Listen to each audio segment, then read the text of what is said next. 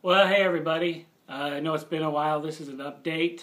I haven't really done much on the layout, very little.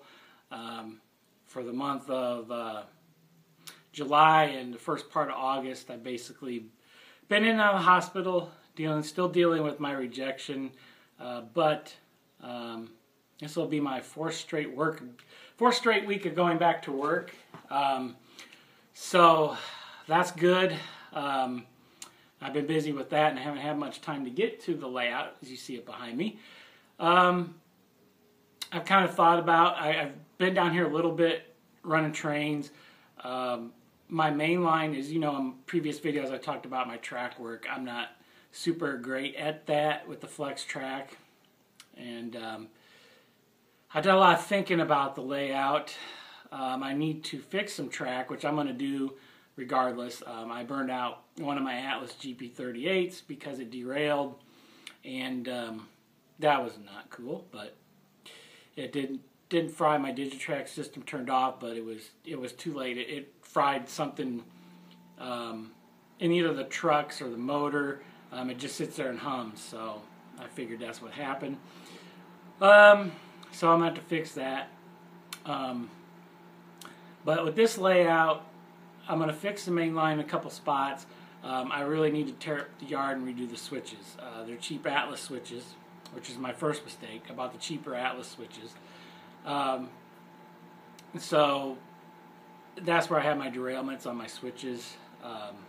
The main's okay. There's a couple spots that I have to fix, and it's easy. One, I didn't stagger the joints enough on one of my curves, so it has a kink, and I have to fix my bridges because they're kind of off. They're sitting on a piece of cork roadbed, so cut the roadbed out a little bit, get the bridge to sit level, and that's fine. And the main line will run fine, and I won't have any derailments on it, and it'll run fine. I can run trains on the main line.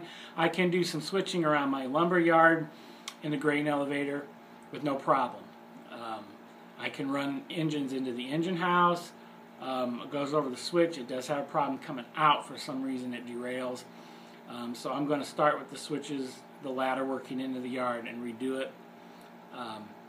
There's a couple spots that don't have power because when I painted my track to weather it, I think it got in the joiners, so that's not a big deal. New joiners and it'll work fine. I've had that problem before. But the future layout is going to be a little bit different.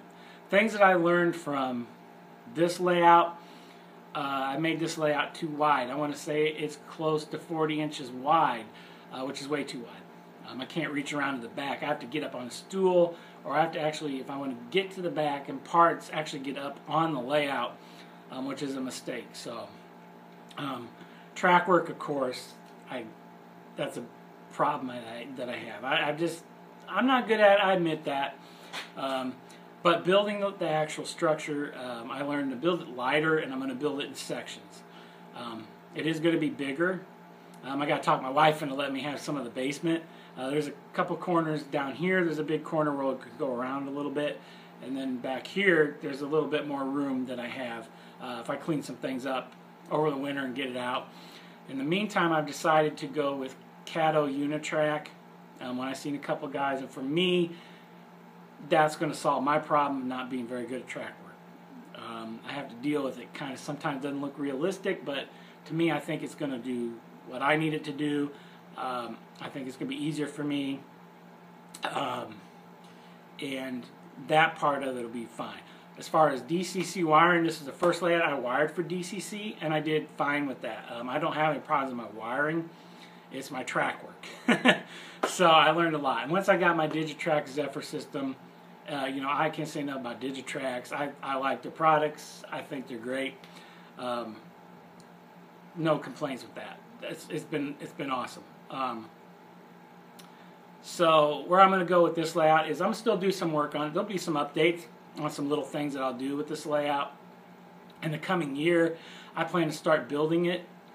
First, I have to get enough, buy Unitrack, which is going to take me a while to collect some Unitrack. I mean, you got to look for good prices on the Unitrack.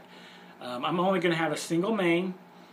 This one I have a double main. I do like the idea of two trains running separate directions, but I'm going to put a TCS system in. traffic control system. Caddo has that with their Unitrack with sensors in it, and so that's a good thing for me. We'll still of course have my water scenes, a little more mountains, and the big news is I'm going to switch eras from the early 70s to the early 80s, so I can run my Santa Fe stuff. I will still keep my GM&O stuff. I'm probably going to integrate that into the ICG, and maybe even have some Conrail, which will be cool. So I'm not going to really prototypical model a certain area. I'm just going to maybe throw in some things I like. Some plains, mountain, a coal mine up in the mountain would be a good idea. So that's going to be freelance, but it's going to be based in the 80s. You'll see a lot of 80s rolling stock. A lot of my rolling stock that I still have now will work. It'll be weathered up eventually. That's going to be like one of the last things I do, but that's things that I learned from this layout that I'm going to take to this next one. And over the next year, I want to make my channel a little bit better. So if there's some guys out there that can help me learn how to edit and actually get an intro, that'd be great. That's one of the mistakes I made with this layout. I wanted to share more of how I did my landscaping and the backdrop and all that. This next layout, I'll definitely do that. I plan to build this layout lighter. This is built with 2x4s. I could stand on it. I could probably, if there was a tornado, come down the basement and we could get underneath it.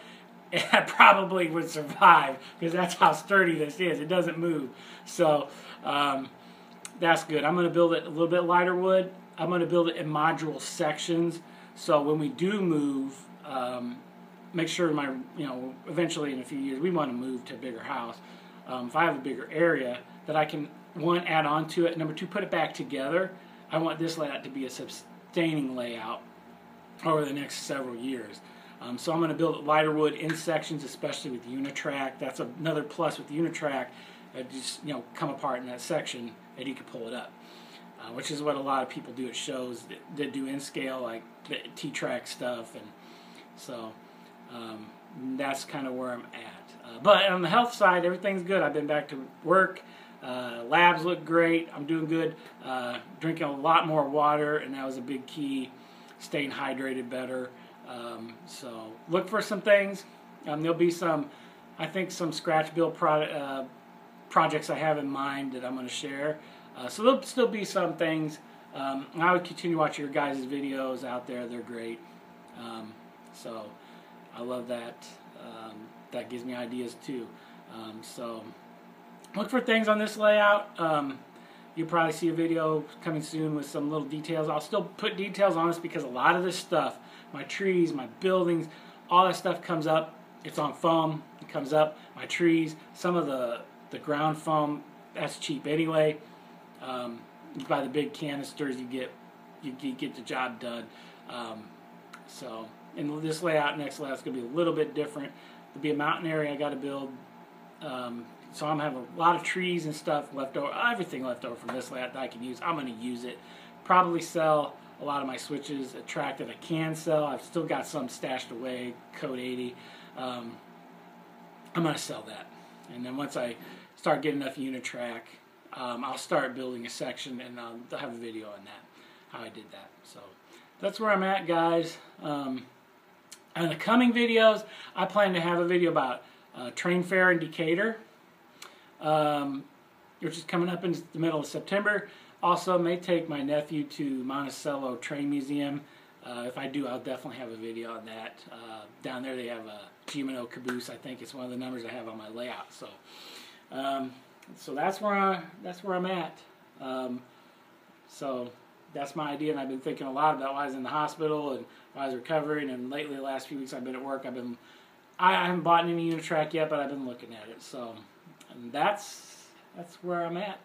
Look forward for some more running videos on this layout still. And that's all I got for now, guys. I just wanted to give you an update, tell you I'm still around and going to be doing some stuff and catching back up on my layout. So I'll look forward to that. And I'll probably have a video on how I fix my track and tearing up a few things in my yard. But in the end, if I can run operations and switch like I planned to do the other week when I came down here and burned out my GP38, one of them. So, I'll have a video on that. Hopefully have an operations video, and that'd be great. And I'm still going to do some little detailing, because a lot of those scenes are going to come up, and I'm going to put them on the next layout.